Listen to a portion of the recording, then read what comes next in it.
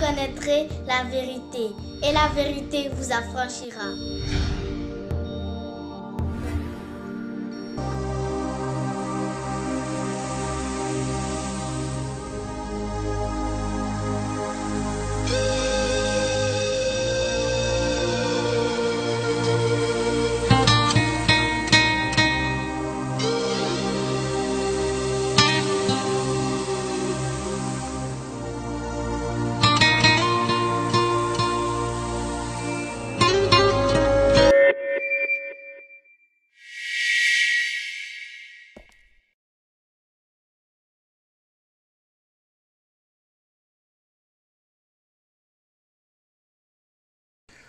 Voilà, chers frères et sœurs, je vous salue dans le nom de notre Seigneur et Sauveur Jésus. Aujourd'hui, nous allons vraiment parler d'un terme qui est très important. J'ai envie de dire très, très important. C'est les conséquences du péché. Les conséquences du péché. Voilà, avant d'entrer dans le vif du sujet, je tenais déjà à informer tous ceux qui me suivent que mon compte Facebook, voilà ma page Facebook, mon compte Facebook a été temporairement bloqué. Voilà, je ne sais pas pour quelle raison. Ils ne m'ont pas donné de raison, ils m'ont simplement dit que mon compte est temporairement indisponible, qu'ils sont en train de faire un certain nombre de vérifications. Voilà, et donc je conseille vraiment à tous ceux qui me suivent de pouvoir s'abonner sur ma page YouTube. Voilà, vous partez sur YouTube, vous tapez Vérité Biblique TV et donc vous allez être capable de me suivre. Voilà, donc là je passe actuellement par le compte Facebook de mon épouse pour pouvoir, voilà, balancer un peu, continuer à diffuser mes enseignements, mais je vous conseille vivement, voilà, de vraiment vous abonner sur ma page YouTube, parce que c'est plus sur ma page YouTube que je vais continuer à faire mes enseignements, puisque ma page Facebook est temporairement indisponible. Voilà. Donc, soyez bénis. Donc, comme je le disais, nous allons aujourd'hui parler des conséquences du péché. Les conséquences du péché. Les conséquences du péché. Vous savez, aujourd'hui, il ne fait pas bonne presse dans nos grandes églises, dans le milieu chrétien, de parler du péché, de parler de l'iniquité. Parce que beaucoup de chrétiens sont devenus allergiques au péché. Et donc, beaucoup d'hommes de Dieu aujourd'hui ne prêchent plus un certain nombre de choses dans leur message. Ou du moins, ils n'insistent pas, ils ne prêchent pas très souvent sur le péché. Et certaines personnes, pour ne pas qu'on puisse les targuer d'être des hommes de Dieu qui ne parlent jamais de péché, donc de temps en temps, ils survolent un peu le péché ou bien ils font des prédications où ils condamnent le péché. Mais quand vous regardez la proportion des messages qu'ils prêchent sur autre chose que sur le péché, voilà, vous vous rendez très compte que ce sont des hommes en fait qui ne sont pas dans la logique de dire la vérité aux gens pour que les gens soient vraiment affranchis. Donc, Jésus a été clair et je pense que même l'apôtre Paul également le dit. Si vous voulez plaire aux hommes, vous ne pouvez pas être serviteur de Dieu. Si vous voulez prêcher aux gens les choses qu'ils ont envie d'entendre, vous ne pouvez pas être un véritable serviteur de Dieu parce que les hommes n'aiment pas la vérité. Ils n'aiment pas qu'on leur parle du péché. Ils n'aiment pas qu'on leur parle de l'iniquité. Et Jésus pouvait le dire. Dans Jean, il disait que si le monde me hait, le monde me hait, c'est Jésus qui parle, il dit le monde me hait parce que je rends de lui le témoignage que ses œuvres sont mauvaises. Donc le monde haïssait Jésus, les gens haïssaient Jésus, le monde a haï Jésus, les gens ont crucifié Jésus. L'une des raisons, c'est parce qu'il prêchait la vérité, il rendait le témoignage au monde que ses œuvres étaient mauvaises. Voilà. Vous voyez, quand vous prêchez des messages où vous ne parlez pas de péché, vous parlez de prospérité, de bénédiction, les gens vont vous aimer. Vous allez avoir des grandes églises, vous allez avoir beaucoup de personnes qui vous suivent. Mais quand vous prêchez le péché, la sainteté, la pureté, très peu de personnes vous suivront. Alors, nous ne sommes pas là pour plaire aux hommes, nous sommes là pour plaire à Dieu. et pour prêcher la vérité biblique, car vous connaîtrez la vérité et la vérité vous affranchira. Voilà, donc nous prêchons la vérité. Ce que Jésus a prêché, nous prêchons pour que ceux qui ont des yeux puissent voir et ceux qui ont des oreilles puissent entendre. Donc nous allons aujourd'hui parler d'un thème, comme je le disais tantôt, très important, ok, les conséquences du péché. Vous savez, le péché a des conséquences physiques. Le péché a des conséquences spirituelles et le péché a une conséquence éternelle. Une conséquence éternelle. Donc nous allons voir quelles sont les conséquences du péché. Vous savez, quand le diable vient, il ne va jamais vous dire les conséquences du péché. Quand Satan vous pousse à vivre dans le péché, quand le diable vous pousse à pratiquer le péché, quand le diable vous pousse à aimer le péché, il ne va jamais, jamais, jamais vous présenter les conséquences de la vie de péché que vous êtes en train de mener. Ou bien il ne va jamais vous présenter les conséquences du péché que vous êtes en train de commettre ou que vous voulez commettre. Et nous voyons cela avec l'exemple de Adam et Ève. Quand le diable est venu tenter Adam et Ève dans le jardin d'Éden, il ne leur a jamais dit, ok, que le péché qu'ils étaient en train de commettre, la désobéissance à la parole de Dieu qu'ils étaient en train de faire, allait plutôt aboutir au fait qu'ils allaient être chassés du jardin d'Éden et qu'ils allaient mourir spirituellement, mourir physiquement, et que même plus tard, leurs enfants allaient être violents, et que plus tard même que la mort, l'iniquité allait rentrer. Il ne leur a pas dit tout ça. Il ne leur a pas dit que non, avec le péché que vous allez commettre, peut-être que votre fils aîné, Caïn, va tuer son frère. Le diable ne va jamais vous parler des conséquences du péché. Il va toujours vous présenter le bon côté du péché. Et quand nous lisons par exemple Genèse chapitre 13, regardez quand le diable est venu tenter la femme, regardez ce qui va se passer. Voilà, j'ai déjà développé ça dans mon étude sur l'esprit, l'âme et le corps, les deux. J'ai fait un enseignement en deux parties, ok, avec pour thème l'esprit, l'âme et le corps, où j'ai parlé de la création de l'homme et la chute de l'homme, où j'ai décrit c'est quoi l'esprit de l'homme, c'est quoi l'âme de l'homme, c'est quoi le corps de l'homme. Donc on est rentré vraiment dans la création de l'homme avec les différents composants de l'être humain que nous sommes. Donc je vous conseille vivement de suivre comme on appelle cet enseignement, parce que j'ai parlé également de la chute de l'homme dans les détails. Et donc ça, nous allons juste prendre cette partie qui nous intéresse. Genèse 3, le verset 4, il est dit, « Alors le serpent dit à la femme, vous ne mourrez point, mais Dieu sait que le jour où vous en mangerez, vos yeux s'ouvriront et que vous serez comme des dieux connaissant le bien et le mal. » Verset 6, regardez le verset 6, « La femme vit que l'arbre était bon à manger, et agréable à la vue, et qu'il était précieux pour ouvrir l'intelligence. Elle prit de son fruit et en mangea. » Voilà, donc vous voyez, quand le diable vient, quand il vous séduit, quand il vous trompe, il ne vous dit jamais toute la vérité et même les conséquences des actes que vous posez. Et même il vous pousse à aimer le péché. Parce que regardez, la Bible dit que la femme, l'arbre que Dieu avait interdit à l'homme, mais quand le diable a séduit la femme, regardez ce qu'elle va dire. La Bible dit que la femme vit que l'arbre était bon à manger, agréable à la vue, et qu'il était précieux pour ouvrir l'intelligence. Voilà, vous voyez, quand Satan vous trompe et qu'il vous plonge dans le péché, vous commencez à prendre plaisir au péché. Vous trouvez que le péché est agréable.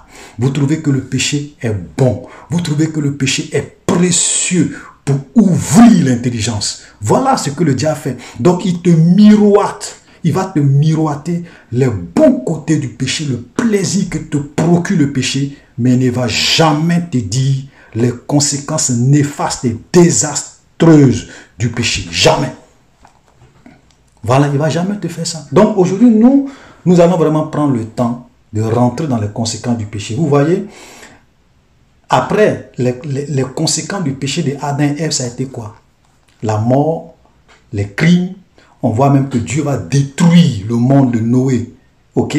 Dieu va détruire Sodome et Gomorrhe à cause de quoi? Du péché. Parce que les gens vivaient dans l'immoralité sexuelle, dans l'homosexualité, dans toutes sortes de perversions sexuelles. Et Dieu va détruire Sodome et Gomorrhe.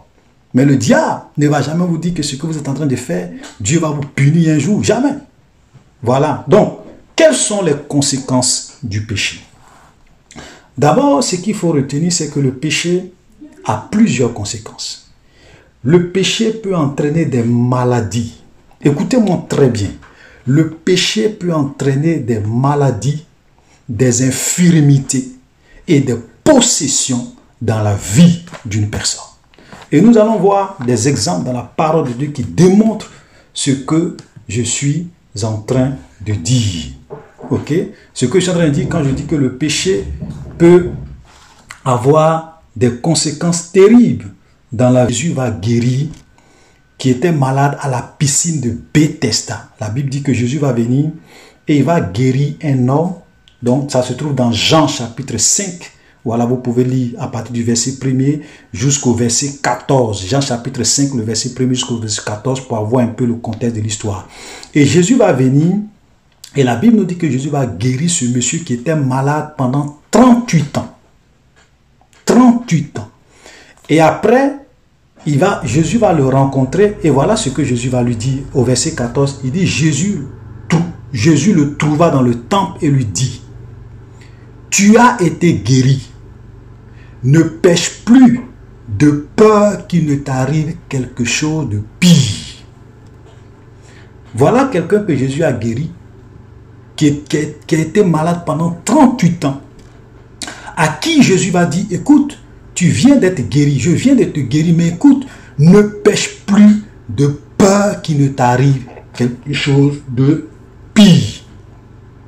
Ça veut dire que le péché peut nous entraîner dans la maladie. Parce qu'il était malade.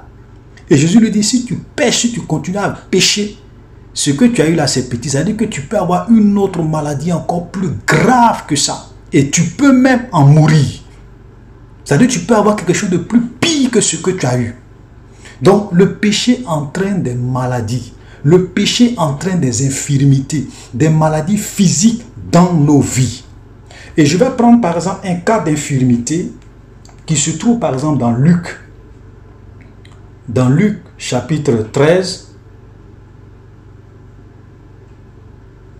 Écoute, regardez à partir du verset 11. La Bible nous dit, et voici il y avait là une femme possédée d'un esprit qui la rendait infirme depuis 18 ans. Elle était courbée et ne pouvait pas du tout se redresser.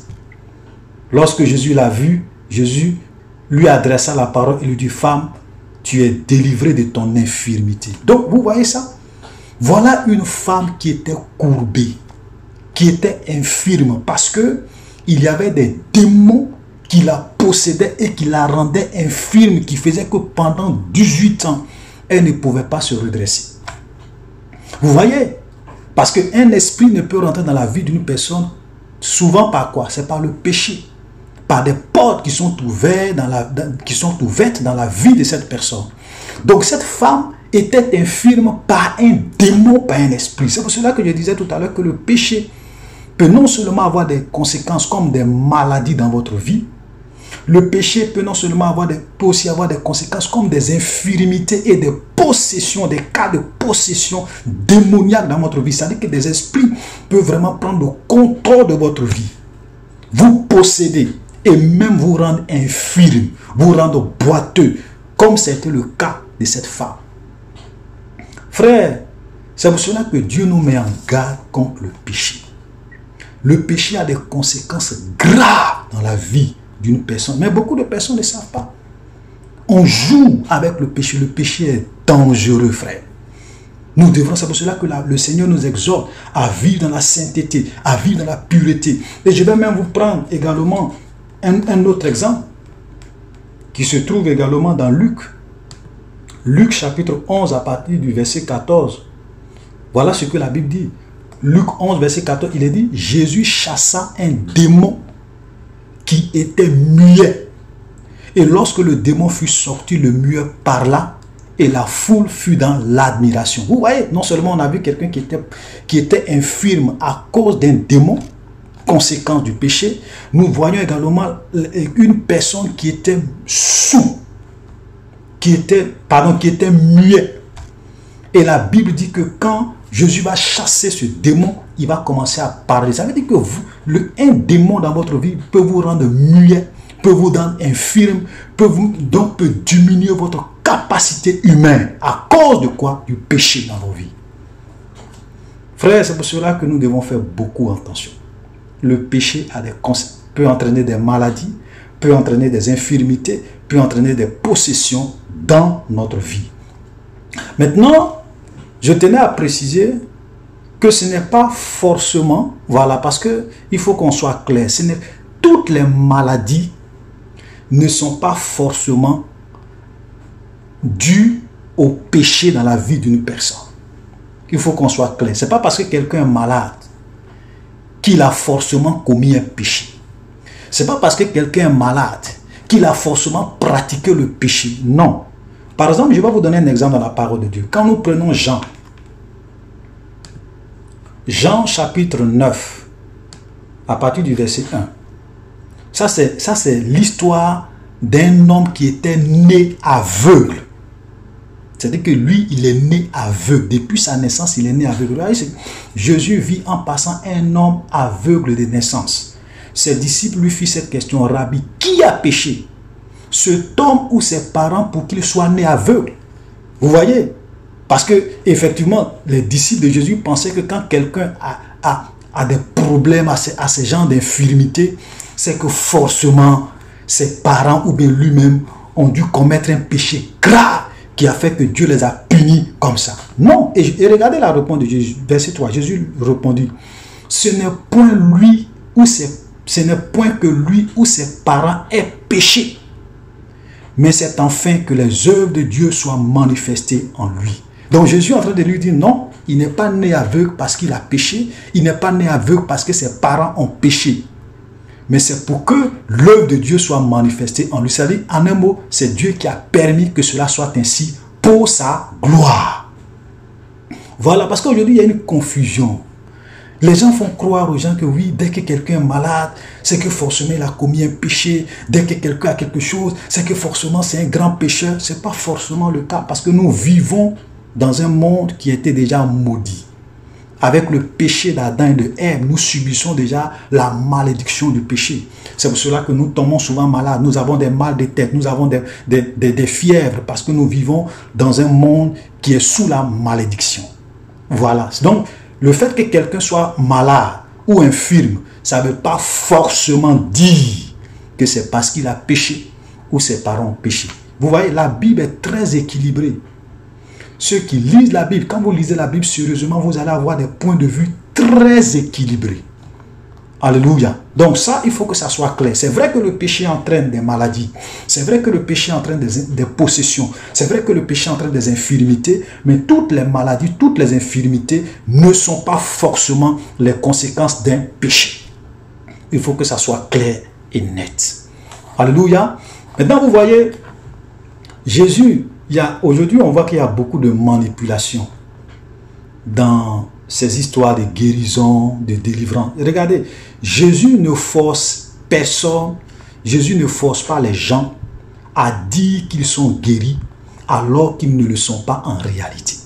Ou bien Jésus n'a jamais dit à quelqu'un: oui, il faut avoir la foi que tu es guéri et puis tu vas être guéri. Oui, j'ai prié pour toi. Et la foi, tu es guéri, tu es guéri. Et quand tu n'es pas guéri, on dit: tu n'as pas la foi.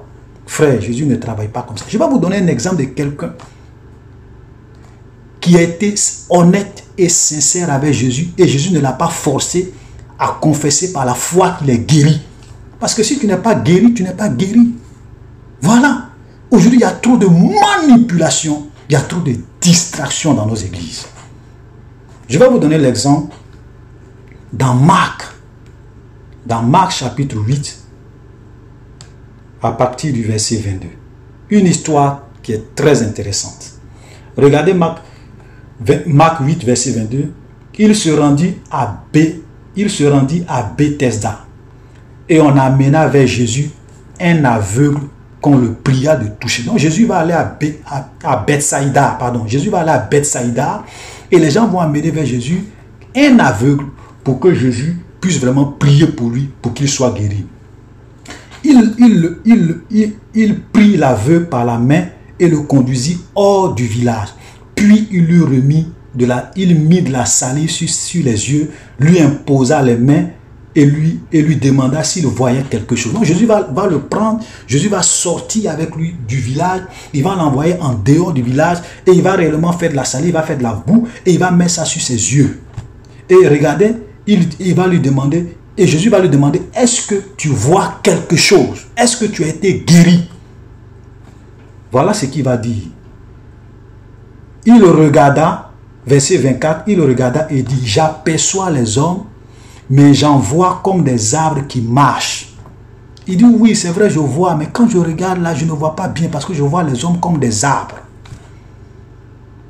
Jésus ne lui a pas dit, oui, il faut avoir la foi. Ta guérison a commencé. Il faut avoir la foi. Ta guérison a commencé. C'est un processus. Tu seras guéri. Il y a de la manipulation aujourd'hui dans nos églises. Frère, tu n'as pas été guéri. Tu n'as pas été guéri. Cet homme a été sincère. Il a dit à Jésus, c'est vrai, je vois, mais je ne vois pas bien. Je n'ai pas été totalement guéri parce que je vois les hommes comme des arbres.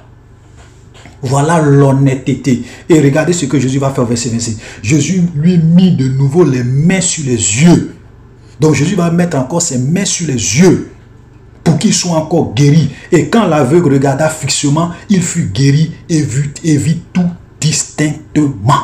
C'est l'un des rares cas où Jésus a prié 2 fois pour une personne pour qu'il soit guéri totalement. L'un des rares cas. Vous voyez, frère, aujourd'hui on manipule les gens. Voilà quelqu'un, Jésus a prié pour lui. Il dit, Seigneur, vraiment je ne vois pas bien.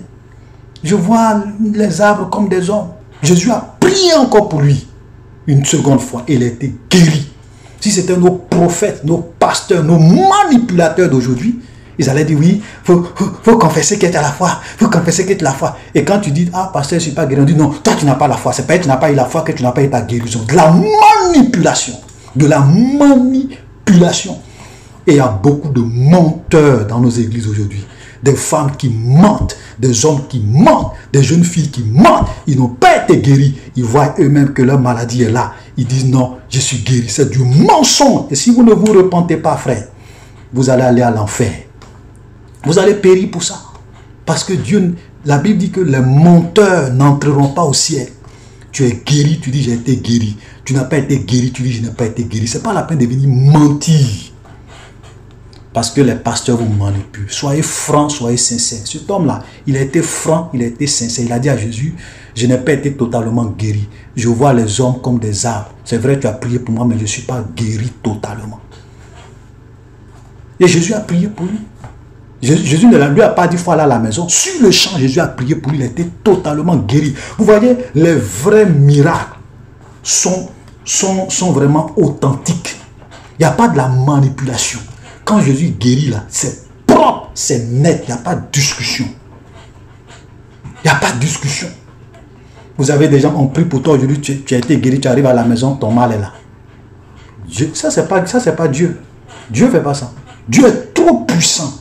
Dieu, il est tout puissant. Quand il veut guérir quelqu'un là, c'est net, c'est propre.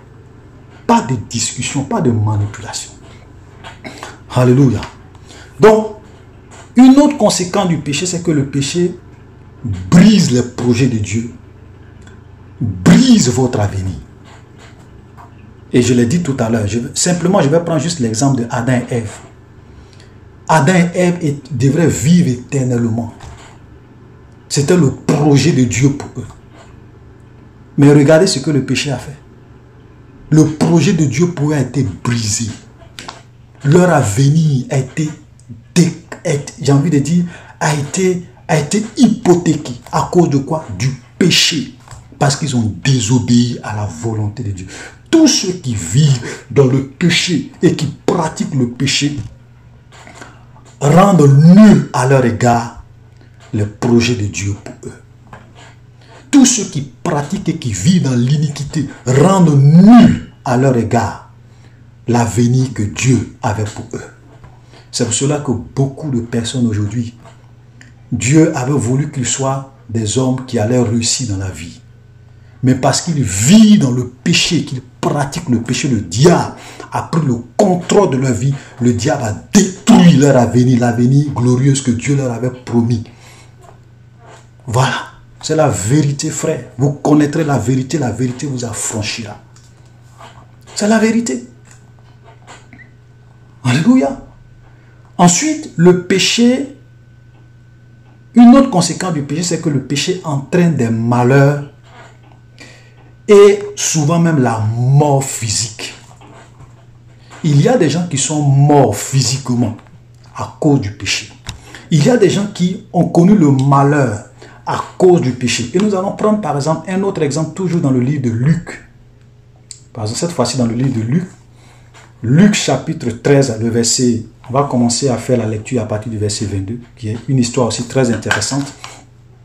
En ce temps-là, quelques-uns de ceux qui se trouvaient là racontaient à Jésus ce qui était arrivé à des Galiléens dont Pilate avait mêlé le sang avec celui de leur sacrifice. Donc il y avait des Galiléens qui sont allés commettre des choses bizarres, je ne sais pas si ce sont des crimes. Donc Pilate les avait attrapés, les avait tués et il avait mélangé leur sang avec celui de ses sacrifices. Et les gens sont venus dire ça à Jésus. Et regardez la réponse que Jésus va leur. Jésus leur répondit, croyez-vous, au verset 2, écoutez très bien, croyez-vous que ces Galiléens fussent de plus grands pécheurs que tous les autres parce qu'ils ont souffert de la sorte? Non, je vous le dis. Jésus dit non. Si vous ne vous repentez pas, vous périrez tous également. Ou bien, verset 4, ces 18 personnes sur qui est tombée la tour de Siloé et qu'elle a tué, croyez-vous qu'elles fussent plus coupables que tous les autres habitants de Jérusalem? Non, je vous le dis. Mais si vous ne vous repentez pas, vous périrez tous également. Donc Jésus est en train de faire comprendre aux gens que voilà des gens qui sont morts parce qu'ils étaient des pécheurs, parce qu'ils vivaient dans le péché. Une tour est tombée sur 18 personnes parce qu'ils étaient des pécheurs. Voilà. Donc le péché peut détruire notre vie, peut même nous en conduire à la mort éternelle. Peut conduire, à la mort physique, peut entraîner des malheurs dans nos vies, dans nos familles, dans nos foyers. Ça peut avoir des conséquences graves, même sur nos descendances, parce que nous avons vécu, pratiqué le péché, nous avons signé des pactes sataniques et nous pratiquons le péché à outrance. Et cela peut aboutir à notre mort physique, cela peut aboutir à des malheurs qui vont nous arriver. C'est clair. Frère, voilà les conséquences du péché. Voilà un exemple que Jésus donne. Mais je tenais encore à préciser. Vous voyez comment la Bible est équilibrée. Parce qu'aujourd'hui, les gens pensent que c'est pas parce que quelqu'un a un malheur qu'il est forcément le plus grand pécheur. C'est ce que Jésus est en train de dire. Il dit, écoutez-moi très bien. C'est pas parce que ceux-là, c'est pas parce qu'ils sont les plus grands pécheurs. Parce que souvent, on pense que oui, c'est parce que quand un malheur arrive, non, ceux-là même, ils vivent trop dans le péché. Frère, il faut faire attention. Des malheurs peuvent arriver à des pécheurs. Mais ce n'est pas parce qu'ils sont les plus grands pécheurs. Et Jésus pousse les autres à se repentir. Il dit, ce n'est pas parce qu'ils sont les plus grands pécheurs. Ce n'est pas parce qu'ils sont les plus grands, des plus grands tueurs. Ce n'est pas parce qu'ils sont les gens qui pratiquent plus le péché que ces malheurs-là leur arrivent. Mais si vous-même, vous ne vous repentez pas, vous aussi, vous allez tous périr un jour comme ça.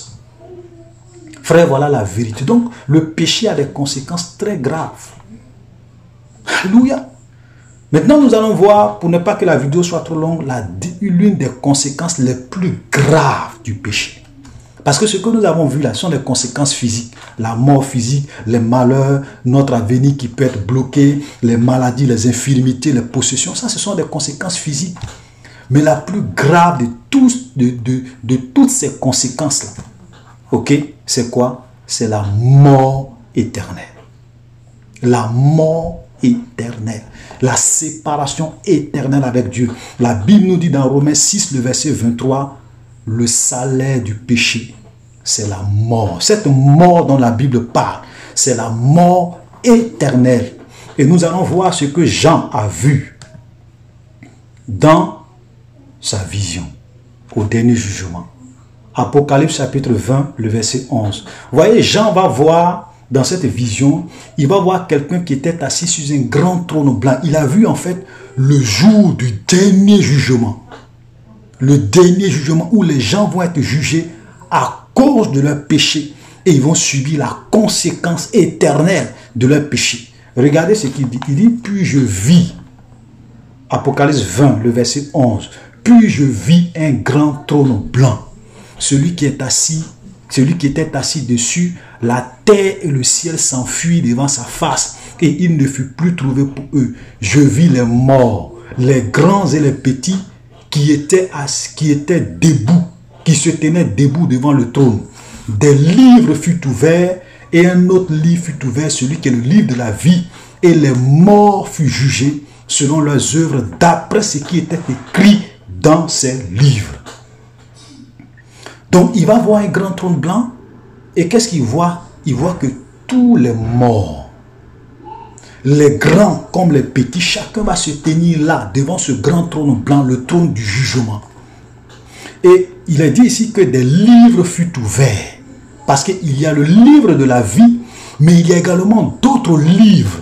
Ça veut dire que ça, c'est le livre, ce sont les livres de chaque être humain, le livre des œuvres de chaque être humain. Ça veut dire que c'est un peu comme le film de la vie de chaque être humain, chacun de nous. Pendant que nous sommes vivants sur cette terre, la caméra de Dieu est braquée sur nous et nos vies, nos faits et gestes, nos paroles, nos actions, tout ça est enregistré dans un livre comme un film. Et au dernier jour, c'est ça, ce sont ces œuvres, ces livres-là qui vont être emmenés. Et la Bible dit que chacun sera jugé selon ses œuvres. Selon le péché qu'il aura commis sur cette terre. Et la Bible dit, au verset 15, pardon, quiconque ne fut pas trouvé dans le livre de vie, fut jeté dans l'étang ardent de feu. C'est ça, la conséquence éternelle du péché. C'est-à-dire que tous ceux qui n'auront pas leur nom écrit dans le livre de vie de Jésus, ils seront jetés dans l'étang ardent de feu et de soufre. Et Apocalypse chapitre 21, le verset 8 nous dit ceci. Même pour les lâches, là on nous donne les différentes catégories de personnes qui vont être jetées dans ce feu éternel à cause de leur péché. La Bible dit au verset 8, Apocalypse 21, verset 8, mais pour les lâches, les incrédules, les abominables, les meurtriers, les impudiques, les enchanteurs, les idolâtres et tous les menteurs, leur part sera dans l'étang ardent de feu et de soufre, ce qui est la seconde mort. Voilà les catégories de personnes qui seront jetées dans ce feu éternel. Les lâches, les incrédules, les abominables, les gens qui commettent des abominations sur la terre, des péchés abominables et atroces, les meurtriers, les impudiques, les enchanteurs, la sorcellerie, les magiciens, les rosicruciens, les francs-maçons et tous les menteurs, leur part sera dans l'étang ardent de feu et de soufre, ce qui est la seconde mort. Ça, c'est la conséquence ultime du péché. C'est la conséquence la plus grave du péché parce que les gens vont aller dans un feu éternel et ils vont souffrir au siècle des siècles. La Bible dit que la fumée de leur souffrance monte au siècle des siècles. Pourquoi? Parce qu'ils ont vécu une vie dans ce monde sans Dieu, dans le péché, dans l'iniquité, dans la rébellion, dans l'apostasie. Et ça va les conduire un jour dans le feu éternel. Frère, voici les conséquences du péché. Le diable ne va jamais vous dire ça. Satan ne va jamais vous présenter les conséquences de vos péchés. Il ne va jamais vous dire que la vie que tu mènes aujourd'hui va te conduire un jour dans le feu éternel. Il ne va jamais te dire que le péché que tu commets aujourd'hui peut entraîner des maladies, peut entraîner la mort, peut entraîner des possessions démoniaques, peut entraîner des infirmités dans ta vie, peut entraîner des malheurs dans ta vie. Satan ne va jamais te dire ça. Il va te dire, frère, fais ta vie. Il faut jouir la vie, on la vit une seule fois. On ne sait pas ce qui vient après la mort. Donc amuse-toi, enjaille-toi, vis ta vie. Et Satan trompe beaucoup de personnes. Et au dernier jour, ils seront surpris de voir que le livre de leur vie leur sera présenté. Et c'est ça qui va les condamner. Voilà, shalom. Nous allons nous arrêter là. Que le Seigneur vous bénisse. Comme je le disais, voilà, abonnez-vous sur ma page YouTube parce que mon compte Facebook est temporairement bloqué. Je ne sais pas si ça va prendre des mois, des semaines, je ne sais pas. Donc, je vais continuer à faire les enseignements sur mon compte YouTube. Voilà, si vous pouvez informer aussi ceux que vous connaissez pour dire que ma page Facebook n'est plus fonctionnelle et qu'ils peuvent me suivre sur YouTube. Donc, soyez bénis. Shalom.